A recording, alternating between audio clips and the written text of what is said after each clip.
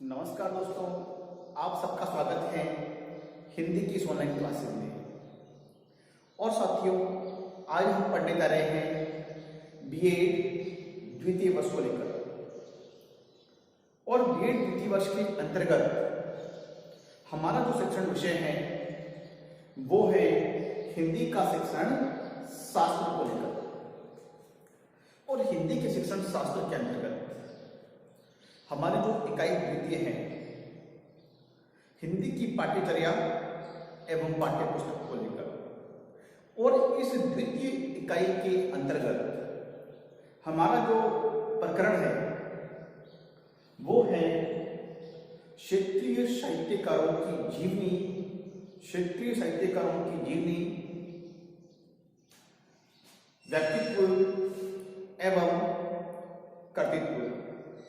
साथियों, इस प्रकरण के बारे में हमने पूर्व के वीडियो व्याख्यानों में भी अध्ययन किया है और उसमें हमने इस चर्चा के दौरान यह बात समझने का प्रयास किया है कि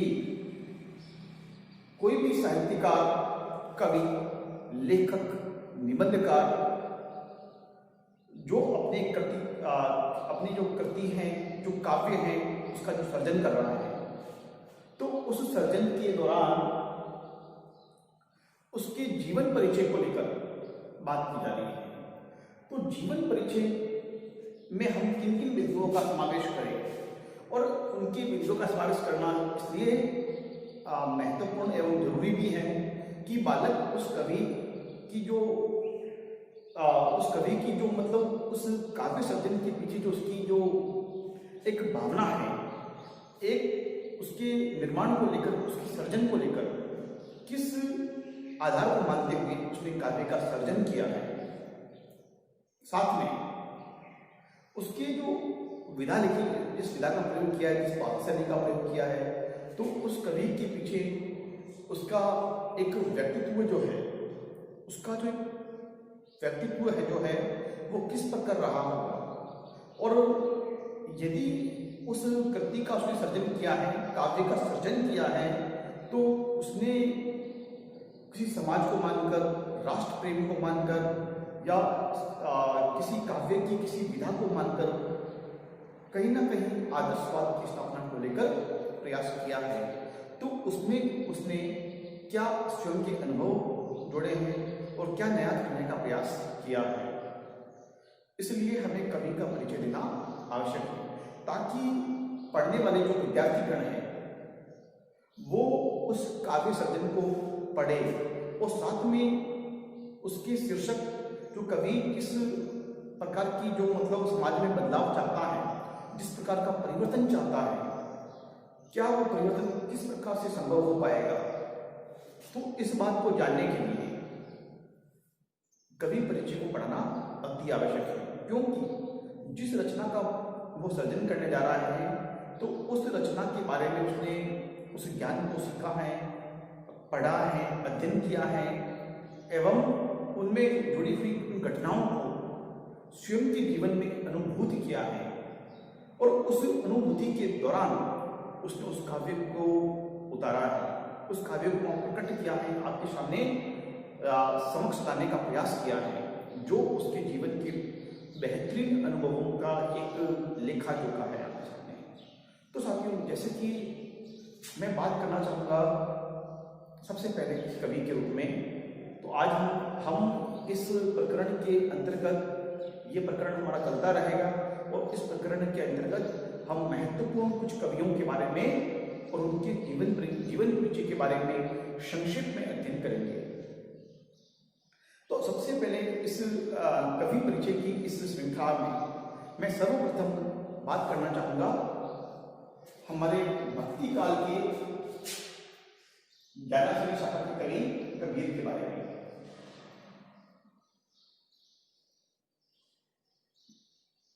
कबीर के बारे में साथियों, कबीर के बारे में अध्ययन करने से पहले मैं आपको बता देना चाहता हूं कि कबीर का जो जन्म है, वो जन्म सबसे पहले कबीर का जन्म स्थान की बात करते हैं कबीर का जो जन्म स्थान है वो है लहर तारा नाम की जो जगह है, लहर तारा नाम की जो जगह है वहां हुआ था।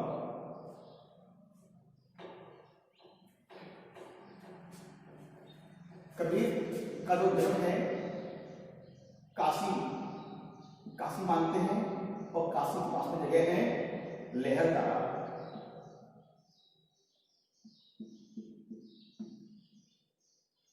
लहर तारा नाम की जगह है। लहर तारा गांव में एक तालाब था। उस तालाब के अंदर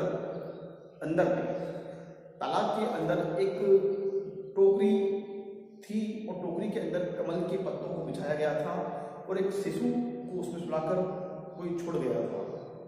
साक्ष्य बताते हैं प्रमाणिक। और उनके छोड़ने के बाद में वहां से कोई जुलाहे दंपति, जुलाहे जो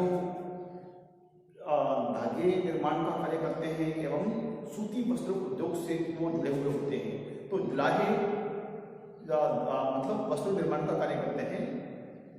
तो जुलाहे दंपति ऐसे थे जिनकी कोई संतान नहीं थी। तो जब शाम के समय वो अपने खेतों पे कार्य करके निकल रहे थे, तो उन्हें किसी के रोने की आवाज आई, और वो रोने की आवाज एक छोटे शिशु की आवाज थी। तो उस आवाज का पीछा करते हुए वो जा रहे हैं कि आवाज कहाँ से आ रही है। उन्होंने उस तालाब में एक छोटी सी टोकरी में कमल के पत्तों पे उस टोकरी में सोया हुआ एक शिशु दिखा उन्हें, जो रो रहा था।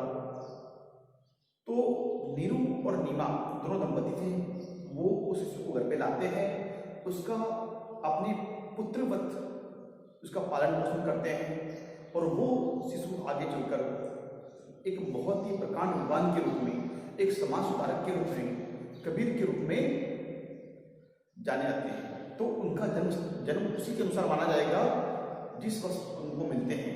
तो उनका जन्म, उसी बच्चे का जन्म मतलब तुरंत हुआ, उसको छोड़ के गया था, लेकिन वो सारी भ्रांतियाँ हैं, किंवदंतियाँ हैं, जो मतलब वो मानते हैं कि किसी ब्राह्मणी के कुल से उत्पन्न हुआ था, या उसने लोक राजनीति दल से छोड़ गया था, या कुछ भी मामला रहा होगा, लेकिन वो सारी एक किंवदंतियाँ हैं जिनका कोई प्रमाणिक और छोर नहीं है। तो हमें बस इतना पता है कि उनका जन्म स्थान काशी में, काशी के पास में गांव है लहर तारा, वहां हुआ था। और उनका जन्म का जो वर्ष है, जन्म वर्ष वो था 1398। हाँ, 1398 ईस्वी। तो कबीर का जन्म 1398 ईस्वी में हुआ था।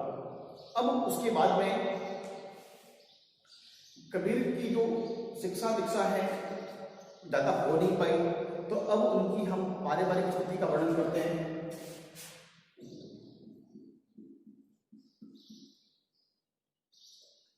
पारिवारिक जो स्थिति है,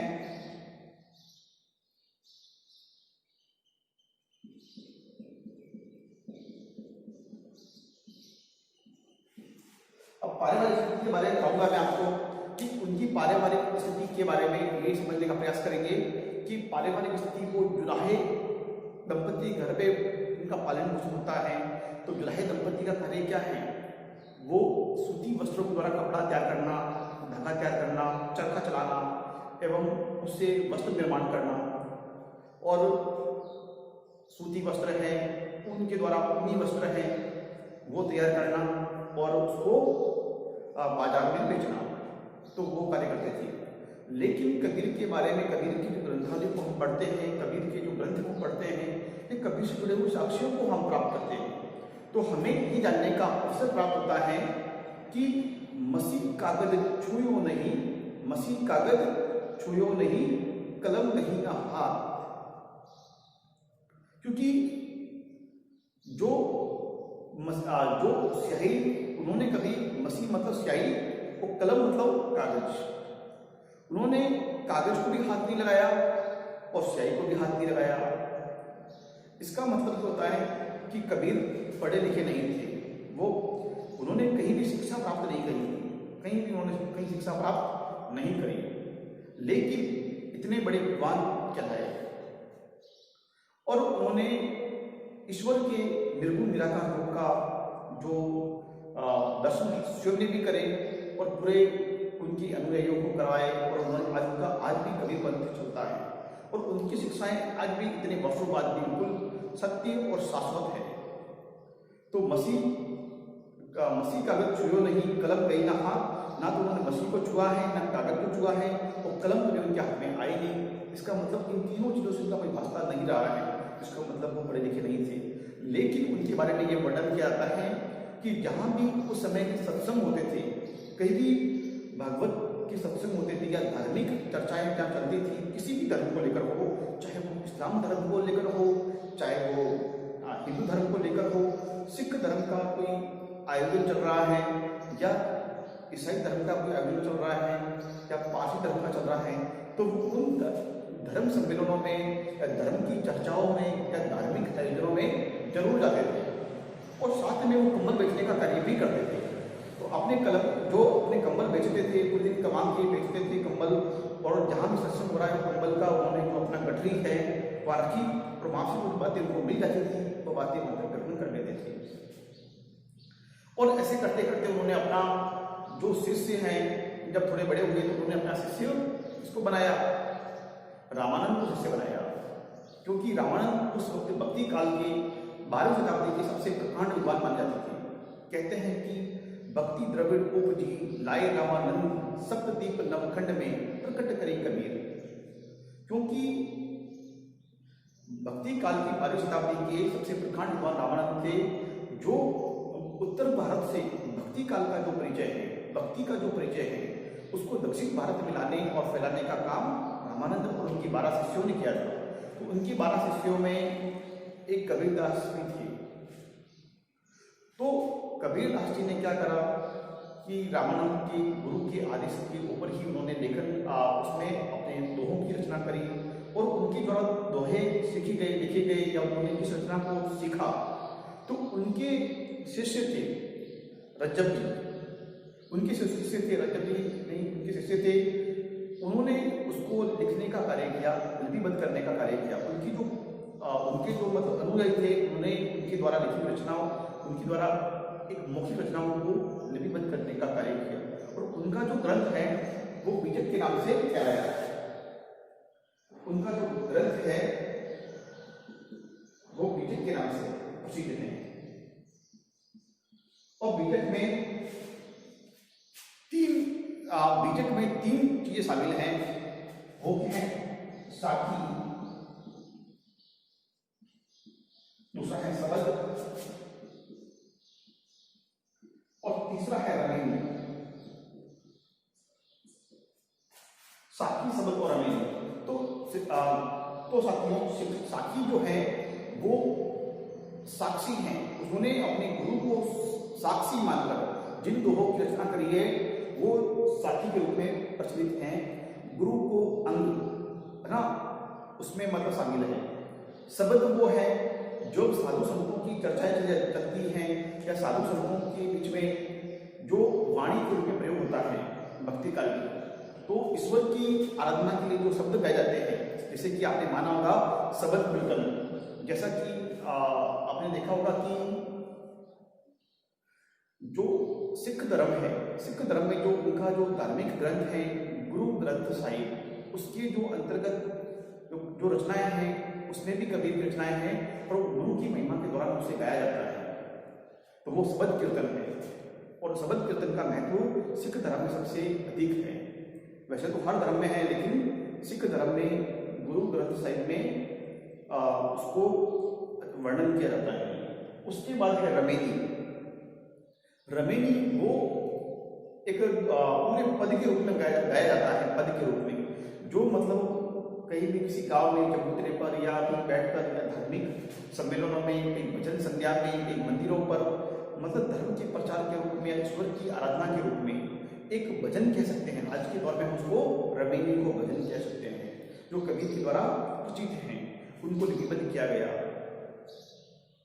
तो ये ग्रंथ मतलब बीजक के नाम से जाना गया।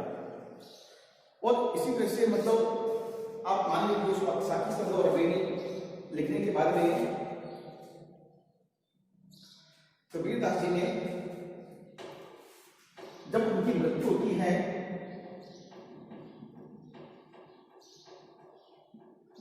1618 ईस्वी में,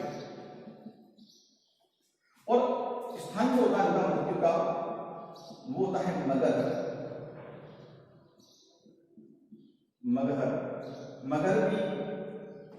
मगध नाम की जगह हम काशी का पड़ती है। ऐसी भ्रांति होती है लोगों में कि जो व्यक्ति मगध में मरता है उसको मोक्ष की प्राप्ति नहीं होती है। और कबीर इन अंधविश्वास और पाखंडों के सबसे ज्यादा खिलाफ रहने वाले कवि थे, वो कबीर थे।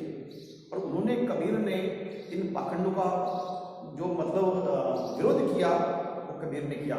वो पूरी अपने जीवन काल में काशी में रहे। काशी में उन्होंने अपना कंबल बेचने का व्यवसाय किया, साथ में अपनी साहित्य का सर्जन भी किया और धार्मिक आडंबरों को दूर किया। और साथ में उन्होंने अंतिम जब उनका मृत्यु का समय निकट आया तब वह कहाँ चले गए? मगध चले गए। इस धारणा को तोड़ने के लिए, इस धारणा के, इस अंधविश्वास के विखंडन के लिए वो मगध में आके रहने लगे अंतिम समय में, क्योंकि वो बताना चाहते थे लोगों को इस बारे में जानकारी देना चाहते थे कि मगध में रहने वाले लोगों को मोक्ष की प्राप्ति नहीं होती, जबकि ऐसा नहीं है। और उन्होंने कहा कि मैं अपनी पूरा जीवन काल मैंने काशी में बिताया है, लेकिन मेरे जीवन का अंतिम समय, मृत्यु का जो समय है, मैं मगध में बिताऊंगा। और उनकी मृत्यु 1618 में मगध में होती है। तो साथियों, हमने कबीर के बारे में संक्षेप में परिचय को पढ़ा है और उनके साहित्य में भी कौन सी बातें समझने का प्रयास भी किया है। उनकी पारिवारिक स्थिति के बारे में पढ़ा, उनकी गुरु के बारे में पढ़ा। तो इस तरह से संक्षेप में वर्णन हम कर सकते हैं। तो आज के लिए इतना ही, फिर हम मिलेंगे अगले वीडियो व्याख्यान में। तब तक के लिए बहुत बहुत धन्यवाद। जय हिंद, जय भारत।